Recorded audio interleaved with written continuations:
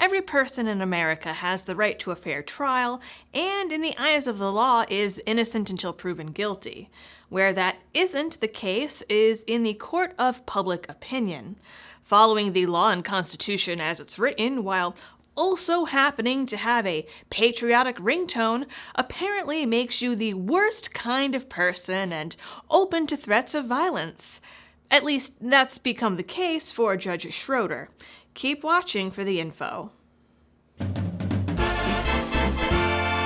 Hi everyone, and welcome back to the channel. This story does not surprise me in the least, but I really wish it did because it's just flat out gross. I touched on this a little bit during my stream where I recapped some of the major points of the trial, but a new report out by the Daily Mail shows that the public malice against Judge Schroeder has escalated far beyond calling him a racist on Twitter. Before I give the details, this video is brought to you with the help of Blackout Coffee Company, as this video will inevitably be demonetized and possibly even flagged for a good handful of reasons. Blackout Coffee is your friendly, Florida-based small batch coffee roaster that always supports freedom and the Second Amendment. If they didn't, I wouldn't be telling you about them. Right now, they have a Black Friday sale where you can get free shipping and 21% off all of their flavors, teas, tumblers, hot chocolates, and even their special 2-way and 1776 roasts. To check them out, use my link, www.blackoutcoffee.com/libertydoll. While the threats being made against Schroeder are only being reported now, it turns out that they're not anything new. The Kenosha County Courthouse has apparently been flooded with thousands of threats sent via fax, postcards for some reason, letters, and email since October. They started once Schroeder ruled in a pretrial hearing that the prosecution couldn't refer to the men Kyle shot as victims, while the defense team was allowed to refer to them as rioters and looters so long as they provided evidence to back up those claims. According to the Daily Wire, while folks might find this unsettling, it's actually a very common ruling when the defendant is claiming self-defense, which Kyle is. Frankly, some of the mail that this man has been getting makes me respect him even more for presiding over this case and sticking to his guns, no pun intended, when it comes to following the law. One email from late October reads, "Enjoy your term, Judge. It's going to be your last. If I ever meet you in person, I fully intend to spit directly into your face, regardless the cost." The sender then signs their name, which I'm assuming is a pseudonym because otherwise spitting on someone is considered assault, and so I'm assuming some kind of harassment or threat claim could be made on this if the judge was feeling particularly spicy. Another email, addressed Your Honor, tells Schroeder he should resign and states, "I didn't know that under your black robes of justice you wear a white robe of the Klan." A particularly disturbing email came in over the court's Contact Us form. It has some things that have been censored out, some things I can't say on air, and some really bad grammar, but the highlights include, "So I can't call the wounded men victims, says your judge. One day hope his kids become victims to the most heinous homicide known to man, so he feels the pain and we will call his kids not victims. God will pay you back." According to the Mail, the rest of the email was actually too offensive to reproduce, but the outlet summarizes it as threats that Kyle won't live long if he's acquitted. Just last week, another email came in accusing the judge of being a skinhead and stating, "No wonder they burned down your city." To which I say, dude is 75 years old. It is not his fault that he's bald. Schroeder is the longest-serving judge in the county, and many of the emails and letters even call for him to be dismissed and disbarred. Other emails, which are really creepy, tell the judge that he's being watched.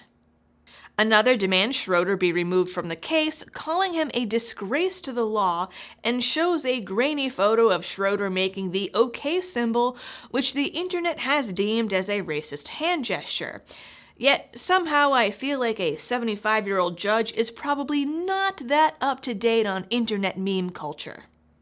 Yet another particularly nasty one, signed by John Q. Public but with a Kenosha zip code and phone number, calls the judge a Nazi who sucks up to white supremacists and is either a Nazi slime turd or a senile old dementia patient, along with a lot of capital letters and censored out profanity.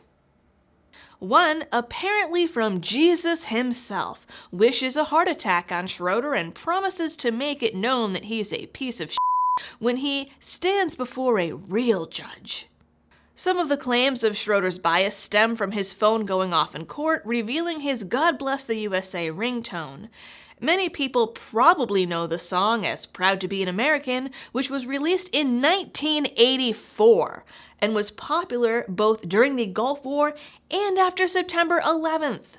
It was so popular that it even hit number 16 in the Billboard Top 100 chart in 2001, and a version sung on American Idol, of all places, in 2003 hit number 4. Beyoncé even covered it in 2008 and 2011. F***ing Beyoncé.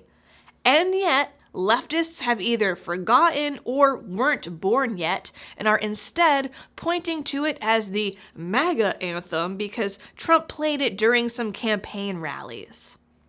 I literally can't even. Other alleged evidence for his bias is the fact that he has a patriotic tissue box on the stand. I'm personally not sure how much control a judge has over a tissue box that appears in the courtroom or any rules around what they're allowed to look like, but either way, it seems like a pretty weak justification. There was also the joke he made about the Asian food the court ordered being held up due to supply chain issues. He said, "I hope it's not on one of those boats from Long Beach Harbor," which the media took as some sort of racist code for blaming the whole of COVID on China, rather than just, haha, there are supply chain issues that are even acknowledged by Joe Biden himself because of all of the boats stuck in the harbor. No, that couldn't be it at all. It is anti-Asian hate. And, of course, how dare he ask for a round of applause for veterans on Veterans Day? Unfortunately for him, the only veteran in the court that day just so happened to be a defense witness. The left and the media, which really are one and the same, ran this as a story about the judge specifically asking for applause for the defense, rather than a just unfortunate-looking coincidence.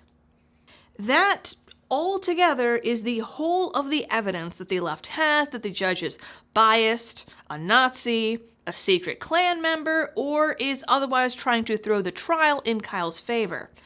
All of this is despite allowing the jury to consider provocation, which has the potential to completely hand the case to the prosecution.